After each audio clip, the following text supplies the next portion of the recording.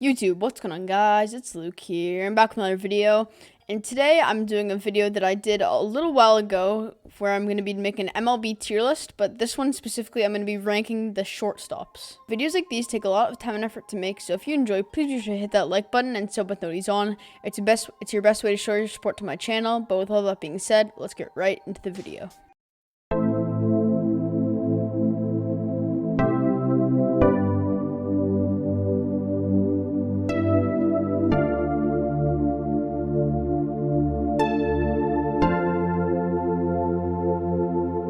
So beginning off the video, I'm going to be talking about Andres Gimenez of the Cleveland Indians.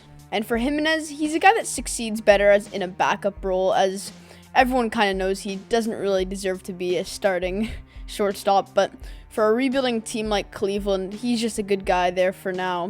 And so because of that, I'm going to stick him in the below average category. He just doesn't really surprise me in any ways, and he's not very flashy in any parts of the game, so I'm going to stick him in the below average category. So for the next player, I'm going with Adalberto Mondesi of the Kansas City Royals.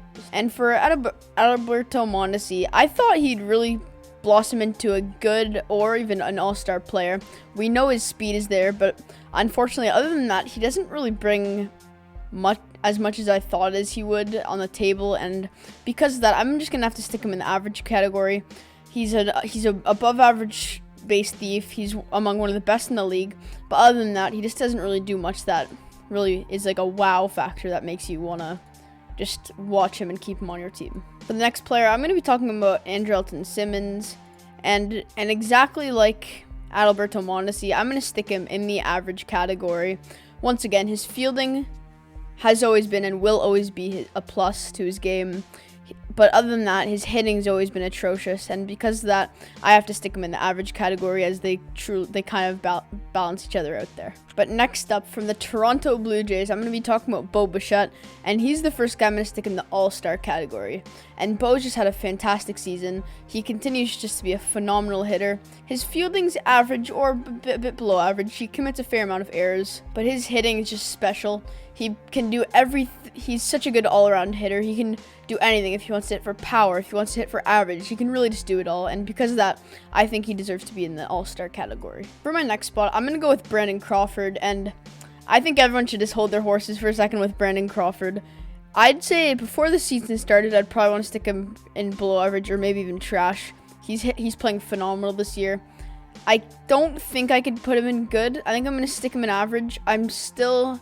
Unfortunately, I do think it's a bit of a fluke here. I think that he's just been so average in the past, similar to Simmons. His fielding has always been a plus of his and always will be, but his hitting's always just been so lackluster, and because of that, I'm going to stick him in the average category, as I'm just waiting to see more offensive production from him in other years. Next up, I'm going to be going with Carlos Correa, and I'm also going to stick him in the all-star category.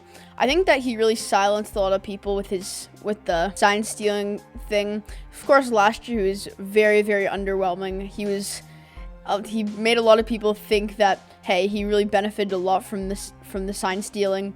But I think this year he's really bounced back and proven to the fans that he's still a special talent, and I think he's well deserving of being in the all-star category. And then another guy to go in the all-star category is going to be Corey Seager. He's another phenomenal player. I think a lot of people put him in this as high as the superstar category.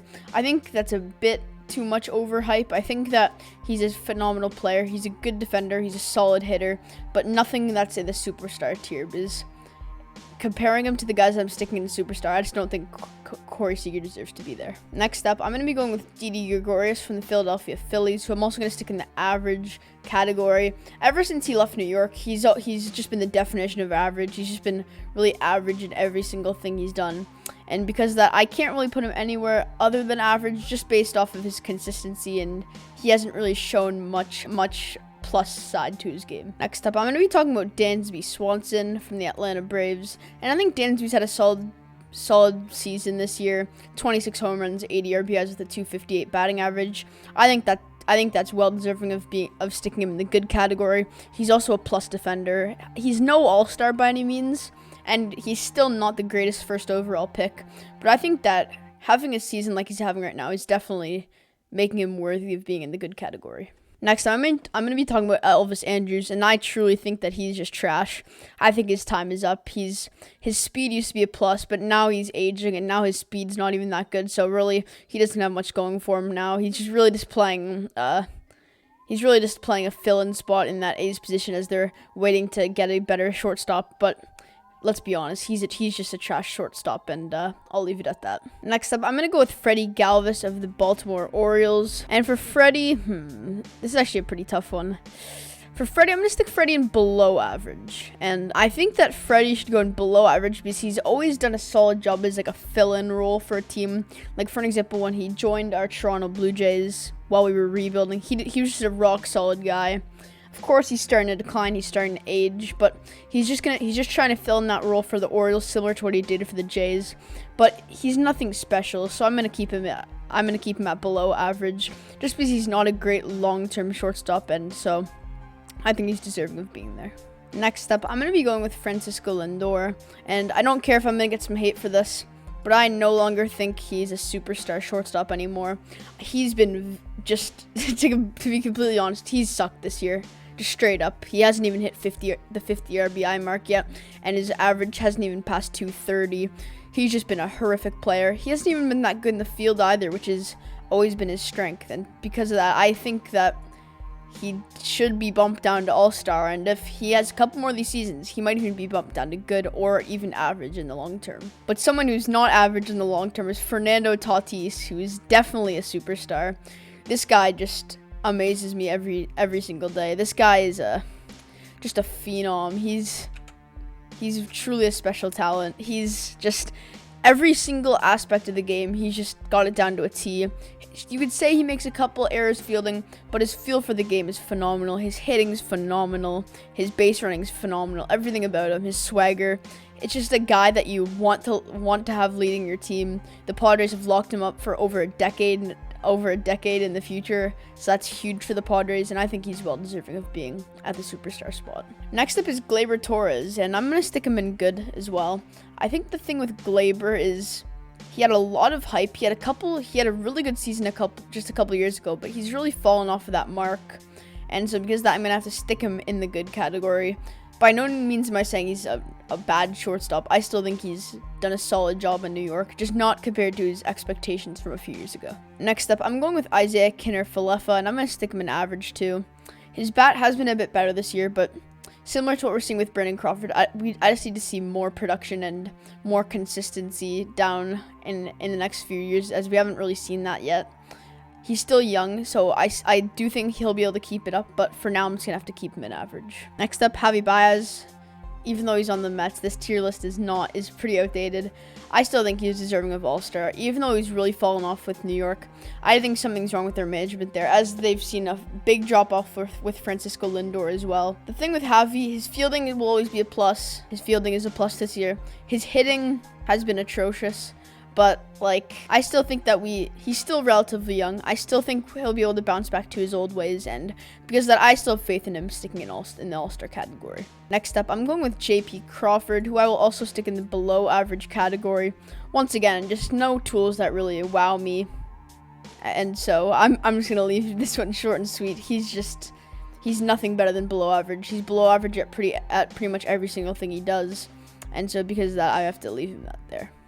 Jose Iglesias, also below average. His fielding always amazes me. He's like a wizard in the field, but his hitting is just so bad. He can't do anything at the plate. It's almost like he's a pitcher hitting because there's no chance he's getting on base. So because of that, I'm going to have to stick him in the below average category. Kyle Farmer. For Kyle Farmer, unfortunately, I'm going to have to stick him in trash. I don't know what the Reds are doing. They're moving him everywhere. He's played some catcher. He's played some shortstop. I just think he should choose.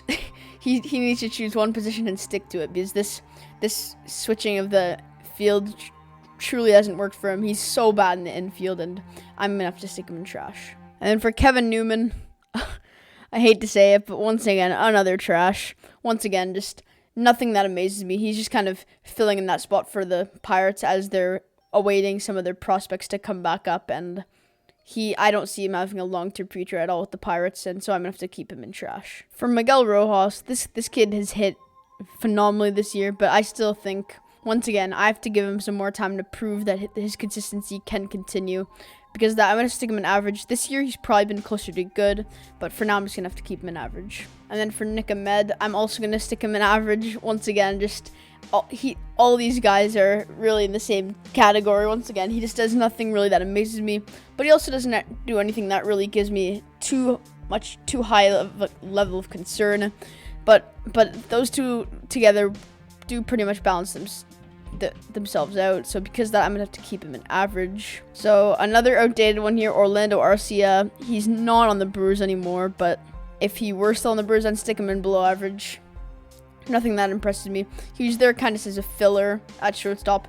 Of course, we know that as Willy Adames has really filled in that shortstop spot phenomenally, and he's playing like an all-star this year. So if we're saying that this guy is the representative of the Brewers, I'm gonna stick him in all-star. But it's Orlando Arcia, so I'm sticking him in below average. And for Paul DeJong, once again, another average shortstop. Once again, this does nothing really that wows me, nothing really that gives me any level of concern. And if you look at all these guys on their list and you compare them, they'd be just about the same. So I think he has to be on that tier with all those other guys. For Tim Beckham, he's been phenomenal this year. I'm going to stick him in all-star. I think that he's really blossomed himself. The Sox have collectively just become a shocker of a team all of a sudden.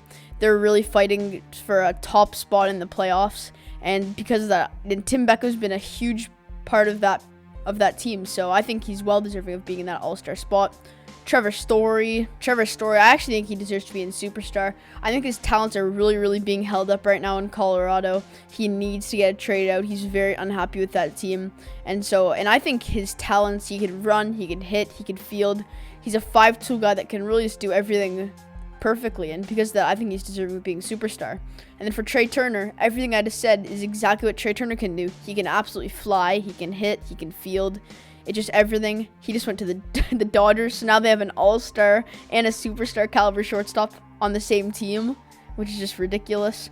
For Willy Adames. So I said that he should be an all-star, but I'm gonna stick him in good. I think we just need more time out of him. We needed for him to prove that he can be more consistent, so I'm going to keep him there. For Jamer Candelario, I'm going to stick him in below average. Once again, nothing flashy. If you compare him to guys like JP Crawford and Jose Iglesias, they're just about the same level, so because of that, I'm going to keep him there. And then for the final guy on this list, Xander Bogaerts, phenomenal player. I'm going to stick him in all-star. This guy has just been a huge piece in the Boston Red Sox success this year. The Alex Cora effect has truly worked. This guy is so close to being a superstar. Once again, he can just do everything well in the field. He's so close to being that superstar. I want to put him there so badly, but I just need to see one more good season out of him, and then I'm more than happy with putting him in the superstar spot. But with all that being said, guys, here is my final tier list. As you can see, there are a couple controversial ones, so if there's anything that you disagreed with, be sure to comment it down below, and I'll be sure to respond to it. I always respond to every comment, but with all that being said, thank you so much for watching this tier list video. I hope you enjoyed it. If you did, please be sure to hit that like button and set with notifications on. It's your best way to show your support to my channel. But with all that being said, I'm out. Peace.